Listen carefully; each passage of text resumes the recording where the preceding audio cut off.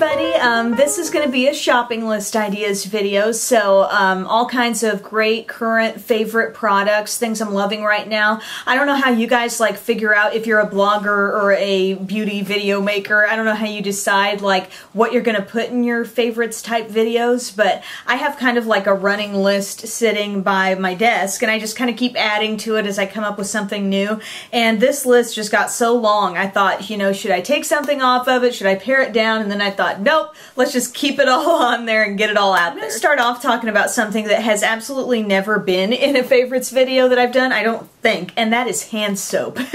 And I swear, this is a really, really amazing scent. This is from Bath & Body Works, and this is that great foaming soap. So you press it down, and it comes out as a wonderful thick foam, and it is Black Cherry Merlot. And I think this was in like a special fall display, but the scent is just amazing. It's such a rich kind of cherry scent. I mean, you just want to like keep pumping it out and keep washing your hands because it smells so good. At least give it a sniff if you're in the store next time and see what you think of it. My next thing is another product I was kind of lured in by the scent, and this was actually something Tyler just picked up when he ran out of his last face wash, and it's the oil-free acne wash in the pink grapefruit scent from Neutrogena. He might have had it for a couple of weeks, and then one day I kind of like, he sat down beside me and I could smell his face, and I'm like, your face smells so good. It's like, yeah, it's that face wash, and it does smell just juicy and amazing. And the next time I washed my face, I went over and used some, and I just loved not only the scent, of course, but also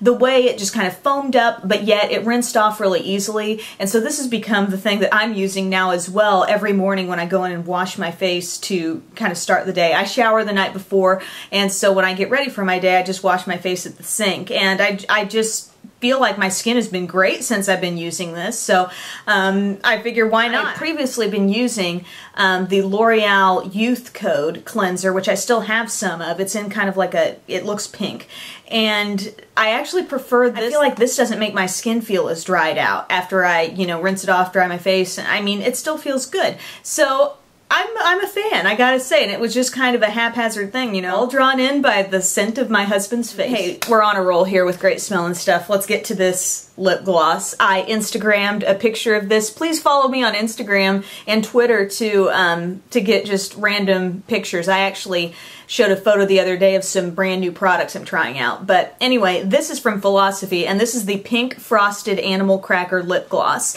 And I've talked about loving these lip glosses before.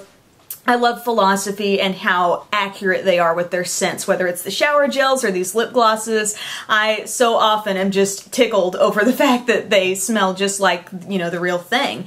And I picked this one up, and it's just crazy. It's like, it's got the sweetness covered, you know, for sure. But then it's like, I don't know if there's a little bit of like the saltiness of the cracker or what it is, and I don't think of an animal cracker as being really salty, but there's another tone to this scent that totally makes you think of food. And it's just absolutely perfect for that frosted animal cracker scent. I hope you guys know what I'm talking about with those. You know, they're like pink and white and they've got sprinkles on them.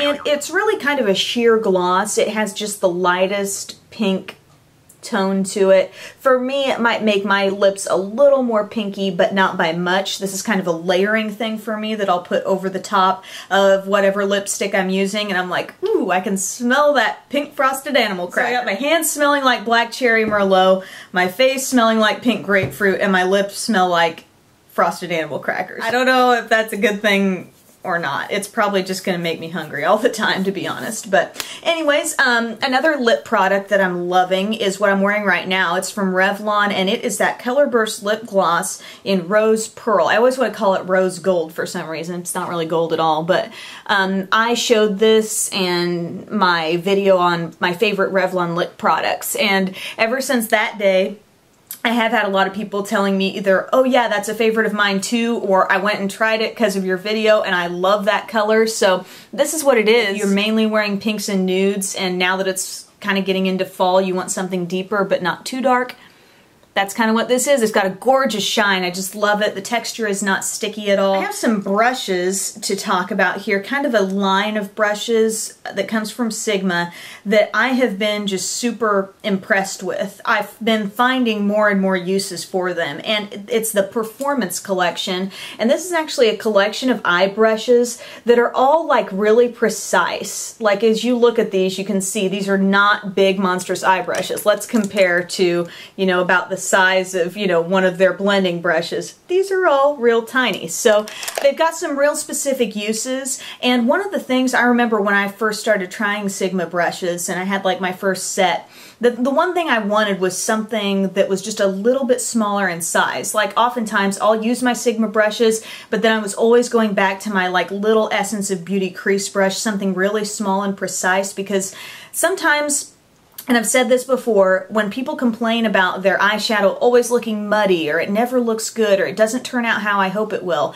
sometimes I think people are using brushes that are too big and they're getting out of control. They're not placing the shadow exactly where they want to put it on their eye, and it's just not looking good. So that's where, you know, specific, maybe smaller eye brushes can come in. And so the ones you get here, you get a smudge brush, which is one of my favorites in the kit. And it reminds me a little bit of the Sonia Kashuk one, only it comes to a kind of a subtle, not quite a point, but it comes to more of a tapered tip. What's one of my other favorites here? Oh, the liner brush.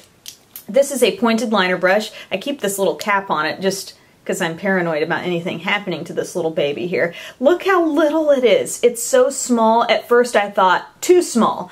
That's too small. It's going to make too fine of a line. I'm just going to keep going over it, but this is actually perfect. I just find it so easy to maneuver, so that's probably my favorite brush for the gel or, you know, cream type liners.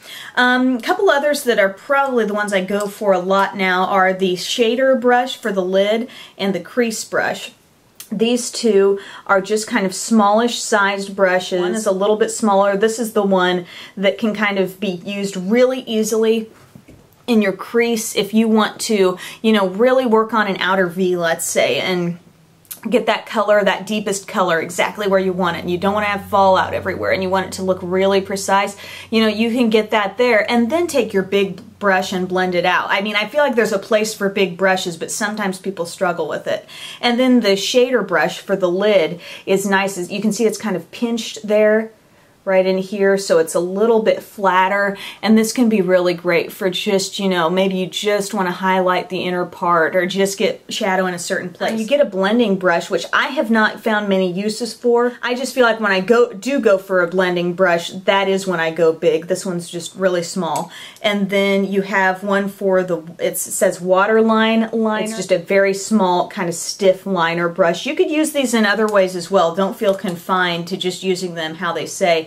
And then a tight line liner brush, which is kind of nice. Kind of longer bristles, about the same shape as the one I just showed you, but this one, you know, can go in, and if you really want to get then in between your lashes and make it easy on yourself. I've got probably 4 out of these 7 brushes that I have come to use on a regular basis. I really like this set a lot, and I think it's extremely unique. I haven't seen a set come out like this from any other brand, so definitely loving that. Rediscovered blush alert. This is from CoverGirl, and I remember using this years and years ago, and I bought it again recently and just love it. It's the Instant Cheekbones Contouring Blush in Purely Plum.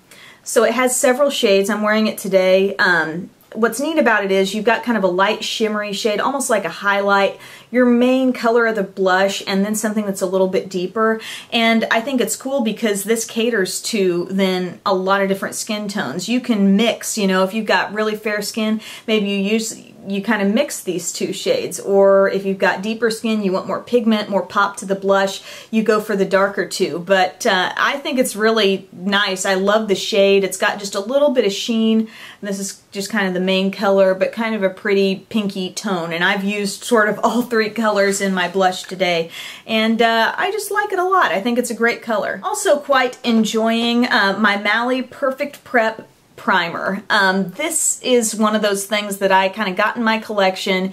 Used it when I first got it. It came in one of those like Today's Special Value kits that I bought. It has kind of like a whipped cream texture, but you put it on your skin and it just feels so smooth, not greasy at all. Really gives a nice, you know, texture to the skin. And so I remember enjoying it at first, and then, you know, in my mode of going around and then trying a bunch of different things, it kind of got set aside for a while. I just this past weekend finished out this one. As you can see, there's very little, if any, left in the jar now, and I've placed my order for another one. And a couple of the reasons why this kind of like came back to me, like why it became sort of a rediscovered product, when I was doing some weddings earlier in the spring, I used this. I have another thing of it that I was using on all the people's makeup I was doing, and everybody commented on just how, like, wow, what is that? You know, is that moisturizer? What are you putting on my face? And they commented on how great it felt.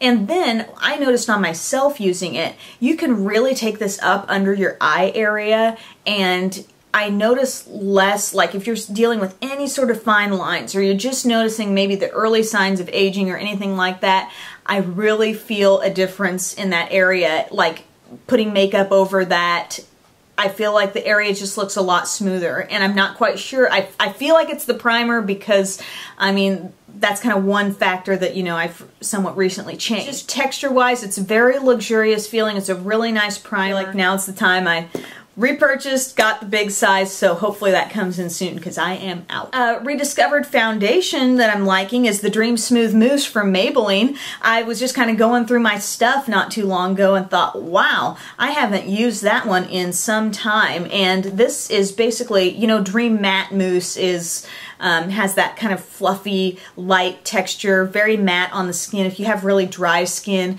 it might get a little patchy on you, sticking to some of those dry areas. This one, however, is more like a straight up cream. You know, it's got a little more moisture content. I have posted a full review on this thing a long time ago, but what kind of gave it new life for me was I was using my Sigma F80 with it, which is this flat top foundation brush, just kind of going right into the product, putting it on my face. I was really thrilled with the finish of it being something that does not look the least bit mask-like or too heavy or too much on the skin, yet there's no shimmer or sparkle or anything on the, you know, the other end of the spectrum. Part of the game changer may have also been the brush for me. I feel like this brush really delivers even coverage with any foundation I use. When I first got this, I was using it a lot with liquids, and I don't know if I just had a mental thing like, oh, you don't use that with anything but liquids, but oh my gosh, it's great with this. And this has been great also with my Revlon Color Stay Mousse. So this brush definitely handles different textures nicely, but it works especially well with this. So that's the foundation I'm wearing today. While we're on the rediscovered products, another thing that I just really have been getting into lately are my NYX 10 color eyeshadow palette. If you like neutrals, I tell you, there's a couple here, and I know I've talked about them before, but this is Caviar and Bubbles, or sometimes in some it's called Caviar and Champagne, and this is just a great neutral kit. Great variety of some light shades, some medium shades, nice deep and dark shades. These NYX shadows are fantastic pigmentation too. And then there's a smoky eyes one, which I've gotten a lot of use out of. This is a neutral palette with lots of gray. So this is your classic smoky eye kit. Plenty of shades to give you the exact look you're going for. And then this one too, I'm really excited to get some more use out of for fall. And this one's called Hope Model. And it's just got fantastic shimmery colors in really deep, rich, saturated tones. The quality of these NYX shadows is great. In some cases you do get a mix of matte and shimmer, except for that last one I showed you. Easy to use, but yet enough variety to where you can go very easily day to night, make it natural, make it dramatic, do it however you please. Alright guys, was that enough? I feel like I just talked and talked and talked, but I've got a lot of things I feel very passionately about this time around. So thank you for watching my shopping list ideas. Hope you're all having a great day, and I will see you next time. Bye.